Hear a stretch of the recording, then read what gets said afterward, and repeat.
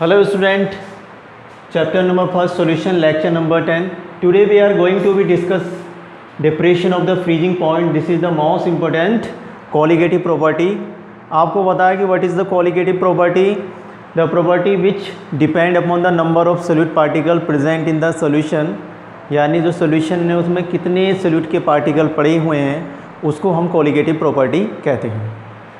आज का हमारा टॉपिक है यानी third colligative property depression. Depression का मतलब यहाँ पे क्या है, डिक्रीमेंट हो जाना यानी डिक्रीज हो जाना। इसका मीनिंग है कि डिक्रीज हो जाना of the freezing point. Freezing point decrease होता है और डिक्रीज होने का जो रीज़न है वो क्या है, नंबर ऑफ सोल्यूट पार्टिकल। क्योंकि कॉलिगेटिव प्रॉपर्टी आप पढ़े हैं तो सोल्यूट की ही बात करेंगे ना, तो सोल्यूट पार्टिकल की वजह से फ्रीजिंग पॉइंट क्या हो जाएगा, कम हो जाएगा। अब किस में कम होगा तो आप बताएंगे, सॉल्यूशन में। सोल्यूट पार्टिकल कहाँ होंगे, सॉल्यूशन में। तो पहले देखते हैं what is the freezing point, है ना। डिप्रेशन ऑफ फ्रीजिंग पॉइंट है तो फ्रीजिंग पॉइंट क्या होता है आपने ये देखना है। तो freezing point is that, freezing point is that temperature at which the solid and liquid states of substances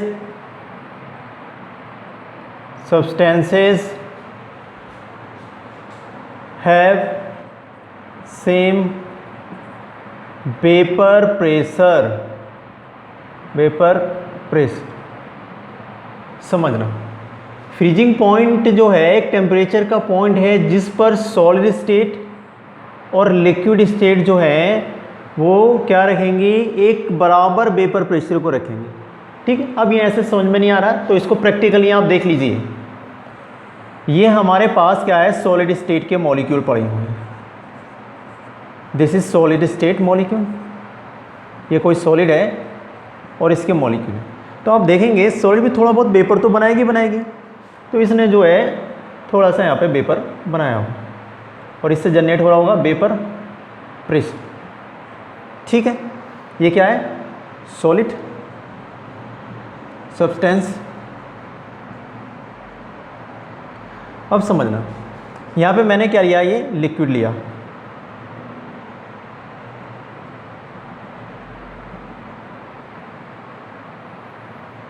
liquid substances है ये, और लिक्विड कौन सा होना चाहिए आपको पता है, वोलेटाइल ही होगा ना, ध्यान रखना वोलेटाइल है। सॉल्यूशन होगा तो उसमें नॉन वोलेटाइल भी होगा। अभी मैंने ये प्योर लिक्विड लिया है। तो यहाँ पे आप देखेंगे कि यहाँ पे मान लो जो टेम्परेचर पॉइंट है कुछ भी हो सकता है, मैंने मान लो 0 डिग्री फिक्स किया तो यहाँ पर ये इतना।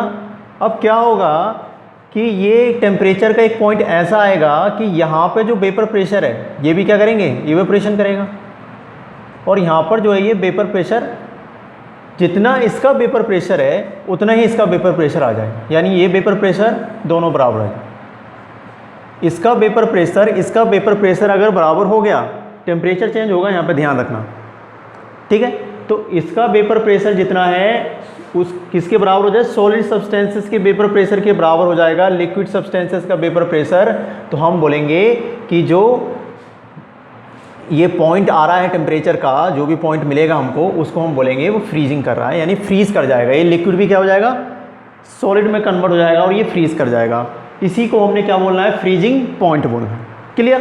तो ये हमने पहला एक्सपेरिमेंट करके देखा कि ऐसा हुआ और हमने बनाई एक डेफिनेशन फ्रीजिंग पॉइंट की। दूसरी बात करेंगे हम डिप्रेशन ऑफ फ्रीजिंग पॉइंट की। जो हमारा टॉपिक है वो है depression of freezing point. Freezing point, अब स्टूडेंट इस बात को आप कैसे समझेंगे, इसको हम डेल्टा टी एफ से रिप्रेजेंट कर सकते हैं। तो देखो होता क्या है, addition of non volatile solute always lower the vapour pressure of solvent. अब समझना एक्सपेरिमेंट से, यहाँ पर फिर से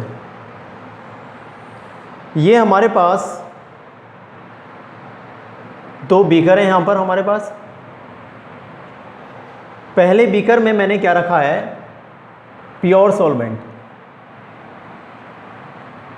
ये बीकर ए है और मैंने इसमें क्या रखा है, प्योर सॉल्वेंट है student, this is the pure solvent. ठीक है, क्लोज्ड कंटेनर है ये। तो वेपर प्रेशर चेक करना है, वेपर प्रेशर चेक करेंगे तो आप क्लोज करेंगे, ऐसे इसको भी क्लोज किया हमने।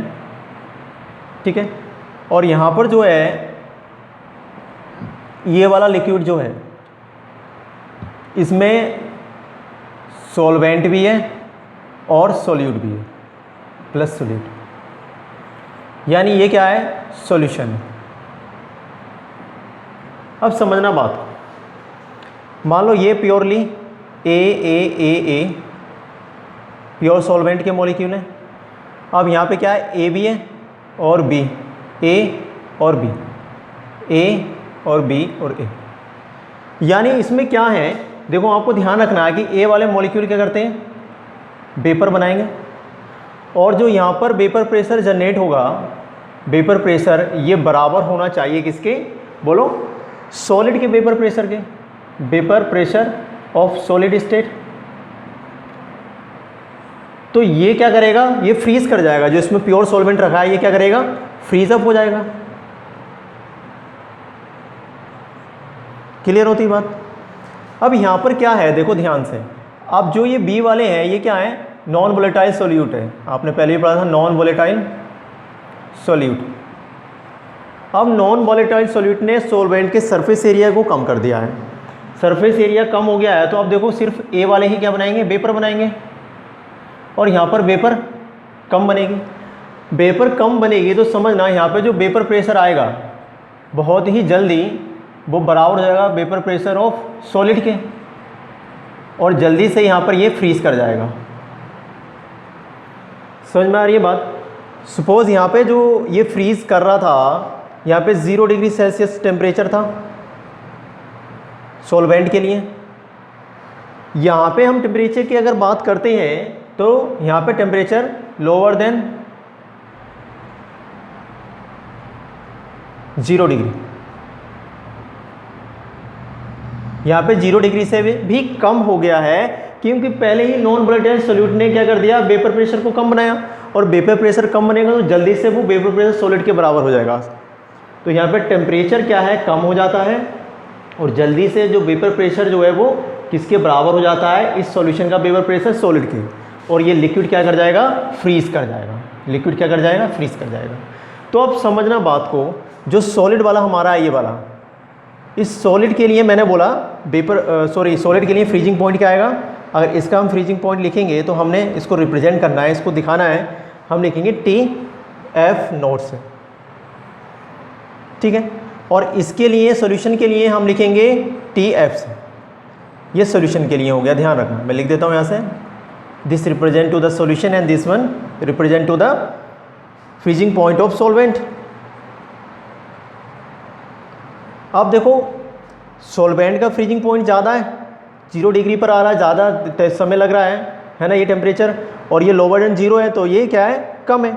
तो अगर आपसे पूछा जाए कि डेल्टा TF क्या होगा, तो यहाँ से आप डेल्टा TF इक्वल्स टू निकालेंगे, डेल्टा TF इक्वल्स टू क्या आएगा, ज़्यादा कौन सा है, सॉल्वेंट का ज़्यादा होगा, TF0 माइनस TF। ठीक, यानी ये क्या है, सॉल्वेंट के लिए, और ये किसके लिए है, सॉल्यूशन के लिए। आप ध्यान रखना, आपके पास प्योर वाटर है और आपने उसको फ्रीज़ करने के लिए रखा है, तो प्योर वाटर जो है देर से फ्रीज़ होगा। अगर आपने उसमें NaCl डाल दिया, नॉन वोलेटाइल शुगर डाल दी, तो वो क्या हो जाएगा, जल्दी, क्योंकि वो वेपर प्रेशर को क्या कर देगा, कम कर देगा। ये एक्सपेरिमेंटल प्रूफ किया गया, और ये किस वजह से हो रहा है, number of non volatile solute, इसलिए हम इसकी स्टडी करते हैं कोलिगेटिव प्रॉपर्टी में। तो इसने क्या कर दिया, कम कर दिया, डिप्रेस मतलब कम कर दिया। यहाँ पे जो वेपर प्रेशर है वो क्या हो गया है, डिक्रीज है, और इस डिक्रीज वेपर प्रेशर को भी मैंने क्या बोल दिया, डिप्रेस हो रहा है, यहाँ पे ना थोड़ा सा कम हो जा रहा है। तो दोनों का हमने इससे निकाला, तो इसको हम क्या बोलते हैं, depression in the freezing point बोल देते हैं। क्लियर हो गई बात। आगे बढ़ते हैं, ग्राफ से हम देखेंगे, इसको नोट कीजिए।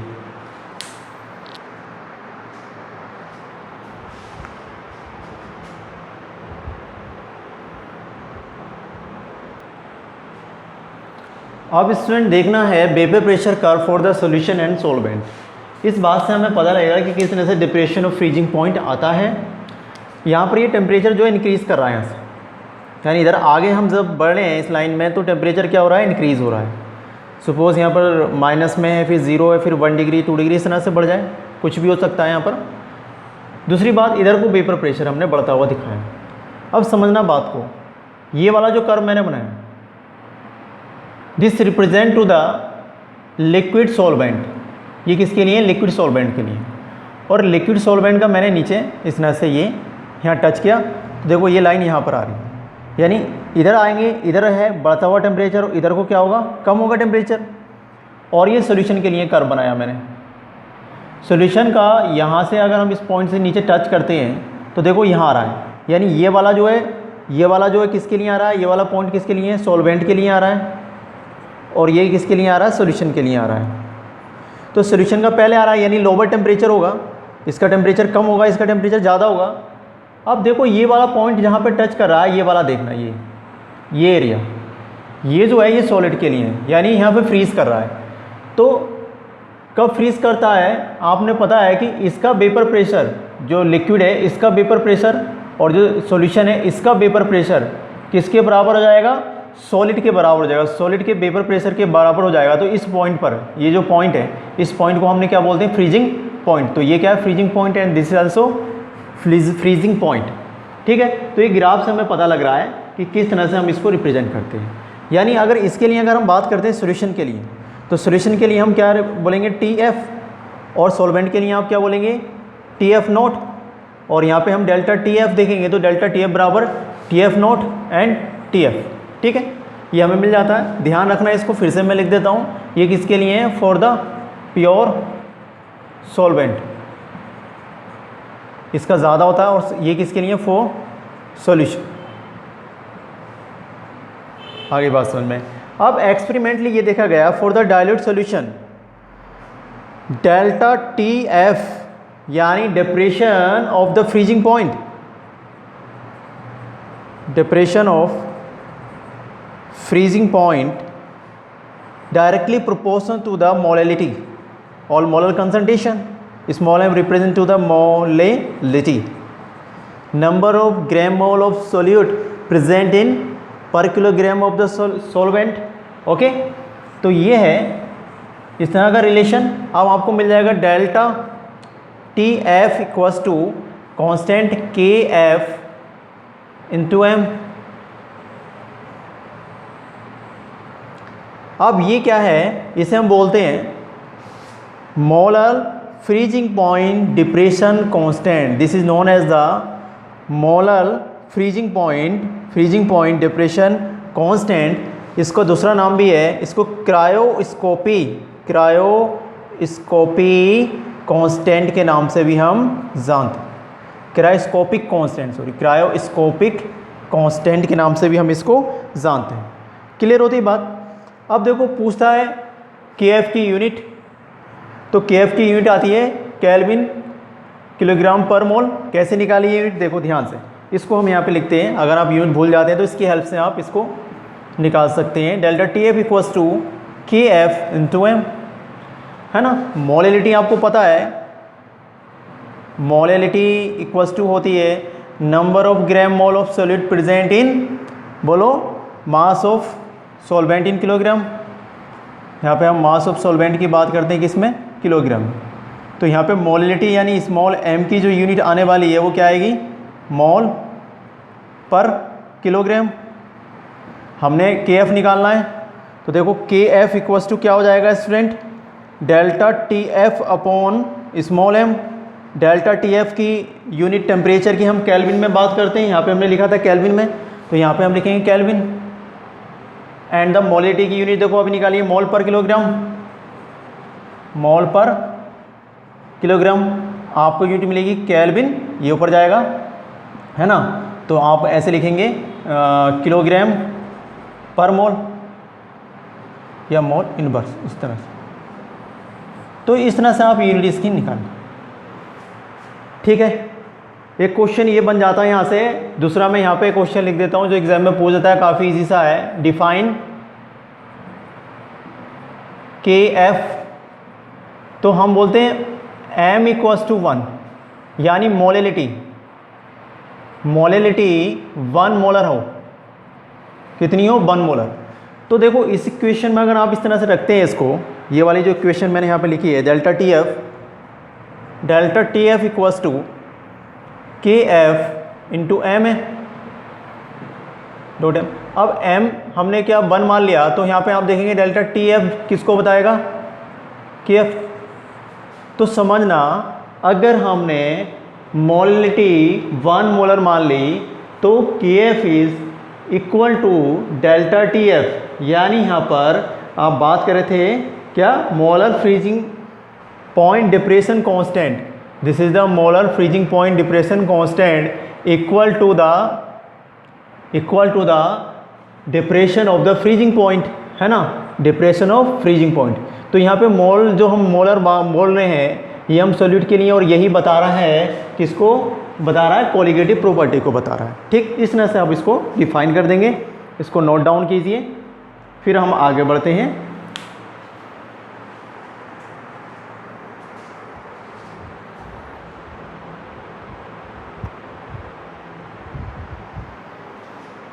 हो गया नोट डाउन, आगे बढ़ते हैं। Determination of molar mass of solute, you know about molality small m equals to number of gram mole of solute present in, या mass of solvent in kilogram, mass of solvent किसमें, kilogram में लिया। Suppose हमारे पास 1 kilogram solvent है और उसका जो मास है ये क्या है, mass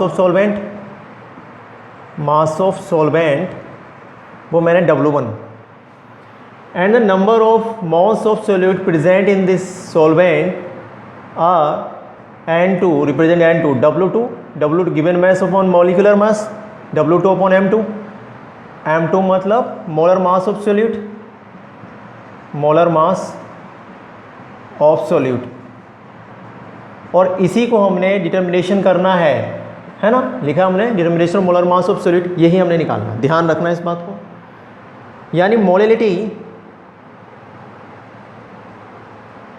small m equals to N2 upon mass of solvent W1, किसमें, किलोग्राम में, है ना, हम इसको कन्वर्ट कर देते हैं ग्राम में, तो 1000। क्लियर होगी बात। अब समझना small m equals to N2 की value W2 upon M2 into W1 to 1000 gram में, ये हमें इस तरह से फॉर्मूला मिल जाता है।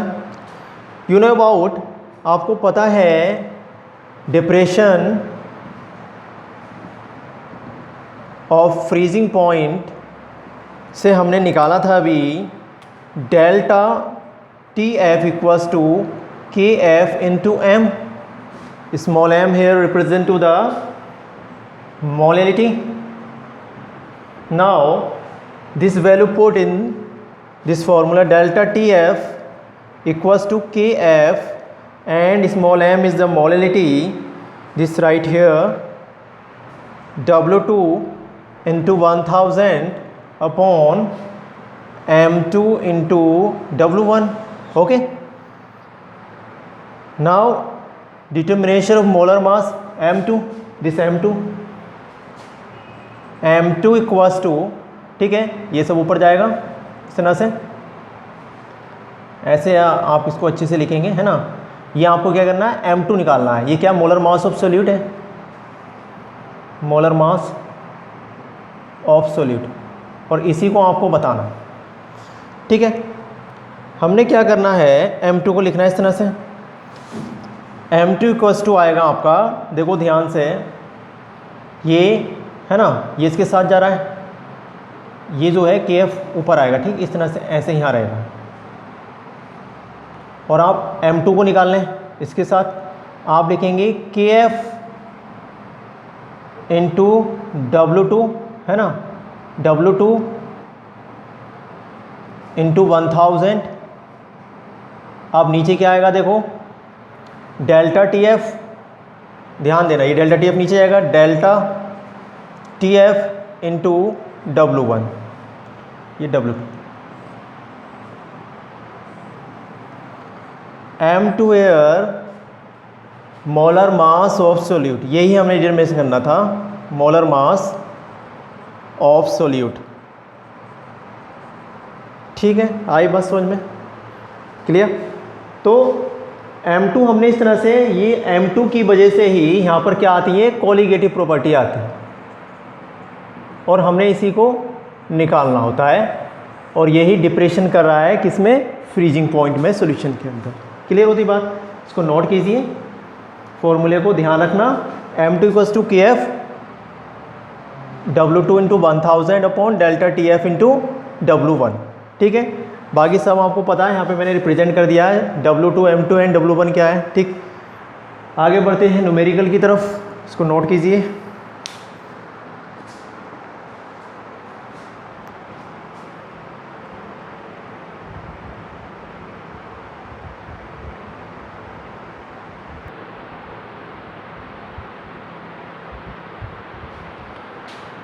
हो गया नोट डाउन, न्यूमेरिकल की तरफ बढ़ते हैं।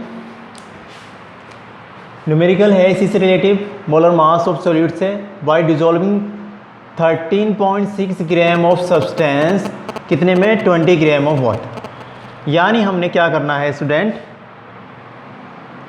यहाँ पर मास ऑफ सॉल्वेंट है,